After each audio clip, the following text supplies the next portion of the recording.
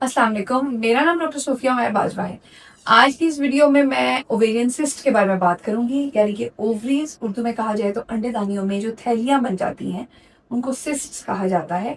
और उनसे related patients के बहुत सारे सवालात होते हैं, उनके बारे में हम थोड़ी सी बात करेंगे। और मैं आपको रियल टाइम ऑपरेशन थिएटर में भी लेकर जाऊंगी, जहां मैं दोनों तरह की जो मेन सिस्ट्स हैं, चॉकलेट सिस्ट और सिंपल सिस्ट, उसकी सर्जरी भी आप लोगों को थोड़ी सी दिखाना चाहूंगी। ये एक औरत का निज़ाम है जो कि प्रेगनेंसी के लिए अहम होता है। इसमें ये यूट्रस है, दोनों साइड पे ट्यूब्स होती हैं और ट्यूब्स के आगे दोनों तरफ ओवरीज यानी कि अंडेदानियां होती हैं। कभी कभार ओवरीज में सिस्ट्स का मसला बन जाता है। जब आप अल्ट्रासाउंड कराते हैं तो आपको बताया जाता है कि आपको चॉकलेट सिस्ट है या आपको सिंपल सिस्ट है।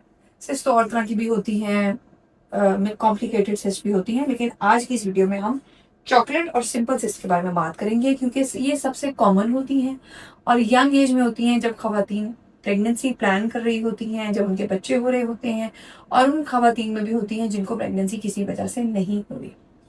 सो ये एक बहुत ही अहम मसला है। चॉकलेट सिस्ट होती है मवाद वाली थैली। इसमें जब हर माह एक औरत की मंथली साइकिल आती है, यूट्रस की जो इंटरनल लाइनिंग होती है जब वो ब्लीड करती है तो फीमेल्स को पीरियड आता है। कुछ खवातीन को ये वाली लाइनिंग यूट्रस के साथ साथ ओवरी के अंदर भी ग्रो कर जाती है, और जब पीरियड आता है तो ये भी ब्लीड करती है, और इसकी वजह से यहाँ पे ब्लड जमा हो जाता है, जिसकी वजह से वो चॉकलेट सिस्ट बन जाती है।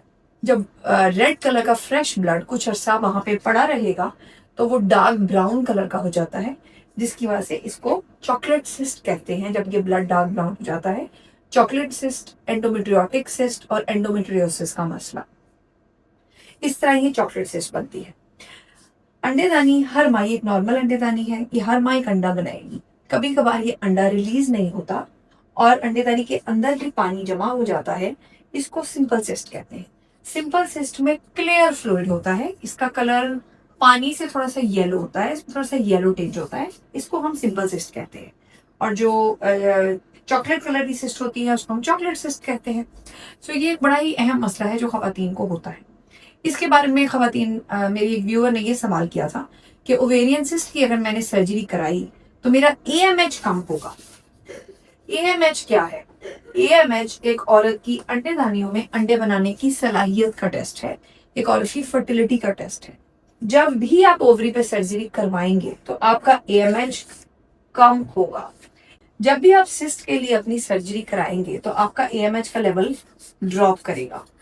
मैंने जब भी किसी अपनी पेशेंट की ओवरीज की सिस्ट की सर्जरी की है तो हम सर्जरी से पहले AMH जरूर कराते हैं, ताकि मुझे ये पता हो कि हमारे पास कितना AMH है और क्या हम ऑपरेट कर सकते हैं। क्योंकि मुझे फील होता है एज अ डॉक्टर ये मेरी जिम्मेदारी है कि मैं किसी हद तक AMH को खत्म ना होने दूं। जाहिर है जब भी सिस्ट की सर्जरी होगी AMH कम तो होगा, इस चीज के लिए मैं पेशेंट को प्रिपेयर भी करती हूँ और उनको बताती हूँ जी सर्जरी से पहले आपका AMH ये है, सर्जरी के बाद इसमें थोड़ा कमी जरूर आएगी, लेकिन मेरी कोशिश ये होगी कि जिस हद तक हो सकता है हम आपकी ओवरी को कंजर्व करें, यानी कि आपकी अंडेदानी को ना निकालें।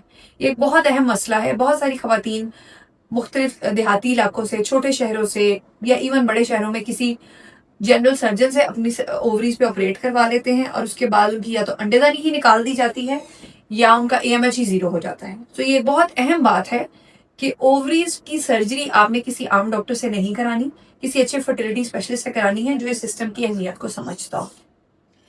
अब हमारा काम ये होता है कि हम AMH को टेस्ट कराते हैं और उसके बाद हम ओवरीज की सर्जरी करते हैं। सबसे अहम बात, सर्जरी की अप्रोच लेप्रोस्कोपिक होनी चाहिए। ओपन बड़े कट वाली सर्जरी आपको नहीं करानी चाहिए। कट वाली, छोटे कट वाली, लेजर वाली सर्जरी आप करवाएं, उसमें आप बहुत जल्दी ठीक हो जाएंगे, आपकी रिकवरी बहुत जल्दी होगी। आप मेरी वीडियोस देख सकते हैं, मैंने लेप्रोस्कोपी की रिकवरी और बड़े ऑपरेशन लेप्रोटमी की रिकवरी के बारे में भी वीडियोस बनाई हैं। तो अगर आप लेप्रोस्कोपी कराएंगे तो उसमें आप बहुत जल्दी अप एंड अबाउट हो जाते हैं और उसमें आपकी रिकवरी बहुत अच्छी हो जाती है और अंदर आपके जिस्म के अंदर एडहीजन्स यानी कि सिलसिला जुड़ता बहुत कम है। लेप्रोस्कोपी के बाद आपका अंदरूनी निज़ाम बहुत बेहतर रहता है। फ्यूचर प्रेगनेंसी के लिए, प्लानिंग के लिए आपको बहुत हेल्प होती है। तो सर्जरी की अप्रोच लेप्रोस्कोपिक होनी चाहिए और उसके बाद डॉक्टर का काम होता है, मेरा काम होगा कि इस सिस्ट को रिमूव करें। अगर सिंपल सिस्ट बहुत बड़ी है तो उसको रिमूव करते हैं हम लोग, अगर छोटी है तो उसको मेडिसिन से ही ठीक कर लेते हैं, और अगर चॉकलेट सिस्ट है और वो कुछ बड़ी भी है और वो पेन करती है और हमल में मसला करती है तो चॉकलेट सिस्ट को भी रिमूव करते हैं और उसके साथ लेप्रोस्कोपी में ट्यूब्स और यूट्रस और सारा जो है वो निज़ाम चेक भी किया जाता है। तो आज की इस वीडियो को मैं समराइज करूंगी कि अगर आपको ओवरीज में सिस्ट का मसला है तो एक अच्छे फर्टिलिटी स्पेशलिस्ट से उसकी सर्जरी करवाएं अगर ज़रूरत है। सर्जरी से पहले अपना AMH ज़रूर करवाएं। सर्जरी के बाद AMH थोड़ा गिरेगा तो सही, लेकिन आपको पता होना चाहिए कि कितना उसमें डिफरेंस आया। और डॉक्टर का काम है कि सिस्ट को रिमूव करें और अंडेदानियों को रिमूव ना करें, ताकि आपका हमल होने का निज़ाम खराब ना हो। इवन अगर आपने बच्चे, आपकी फैमिली कंप्लीट भी है, फिर भी एक औरत के लिए वो हार्मोन्स बहुत अहम है जो ये अंडेदानियां बनाती हैं। ये औरतों को टाइम से पहले मेनोपॉज से बचाती हैं। तो टाइम से पहले इंसान को मेनोपॉज नहीं होना चाहिए, उसमें खवातीन में बहुत सारे हेल्थ प्रॉब्लम्स होते हैं। अगर आपको मेरी ये वीडियो पसंद आई है तो मेरी वीडियो को लाइक करें और शेयर करें।